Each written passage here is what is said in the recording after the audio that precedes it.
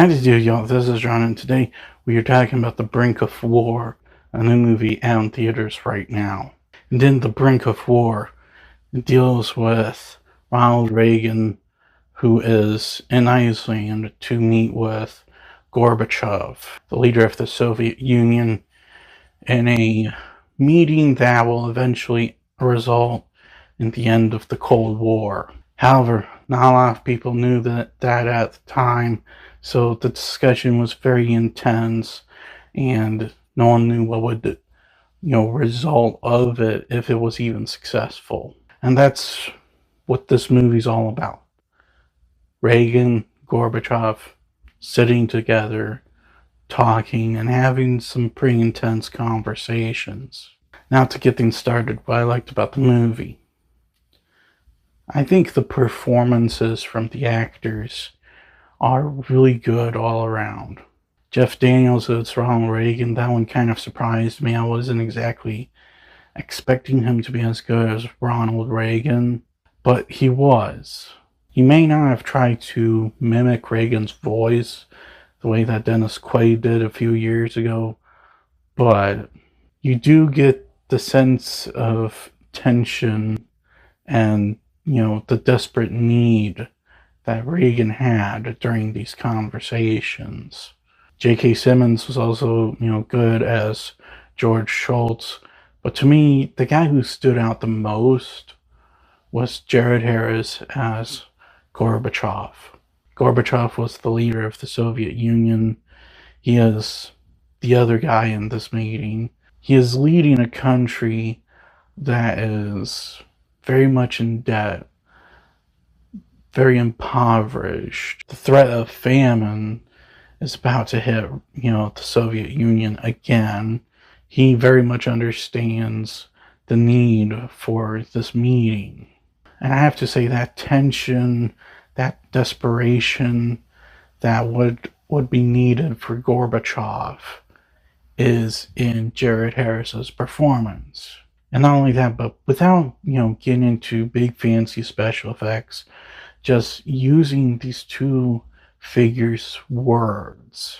This movie was also able to accomplish something that's very difficult, which is this: detailing exactly why this discussion was needed. Because a lot of people forget the United States and the Soviet Union were, by and large, the two most powerful countries in the world at the time. This wasn't just the height of the Cold War.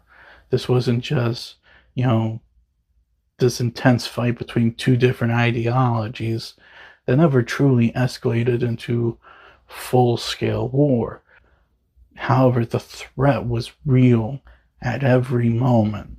There's a lot for both countries to lose if the bombs should finally drop. And if the bomb was finally dropped, it would not have just been the end of two countries. It probably would have been the end of the world. No one would win that war. That is why these two figures in real life and in the movie went on this meeting. I also think it's worth noting that despite the fact that I don't think this is a very expensive movie, because again, Angel Studios, they're not exactly known for big budget films, it does look more expensive than it probably was. More than likely, this was aided, from the fact that, from my understanding, they actually filmed this movie where the actual meeting occurred in the exact same building in Iceland, which still exists today. So that definitely helped. But also, this is a very visually appealing movie. The cinematographer, Magdalene Gorsk, I think her name is, she did a good job just visually making the movie look appealing through her camera work and lighting. I hesitate to call the movie perfect, though, because there are some issues that I have with it. One of them is definitely they do cut to these two reporters, these two journalists, quite often, and I just didn't really see the point too much. I genuinely did not see the point in frequently cutting to these two journalists The journalist situation just felt like unnecessary filler instead of something that really added anything to the movie. As I have to admit, I wasn't exactly a big fan of the music. Music is supposed to convey the emotion of the scene, the stakes of everything. And I never really got that with the music of the movie. The music just simply felt like your typical political drama music, nothing else. Well, no, what's most important is this question: did I enjoy the movie?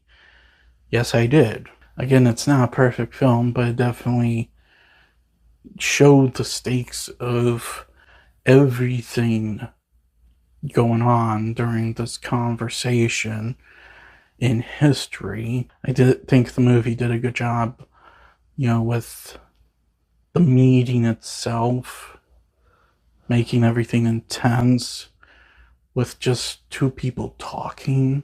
The performances were good, especially from Jeff Daniels and Jared Harris. I did enjoy this movie. I thought, it was an entertaining film. And, if you guys are interested in checking out The Brink of War, I think it's worth checking out. I'm going to give The Brink of War a 7. Well, that's all the time I have for today. Please look forward to more videos real soon. Please hit the like button if you enjoyed this video. Please also subscribe if you're new to the channel. And please don't forget, I also have a secondary channel where I do gaming content. Please go check it out. And as per usual, please remember, the Podetsky will return.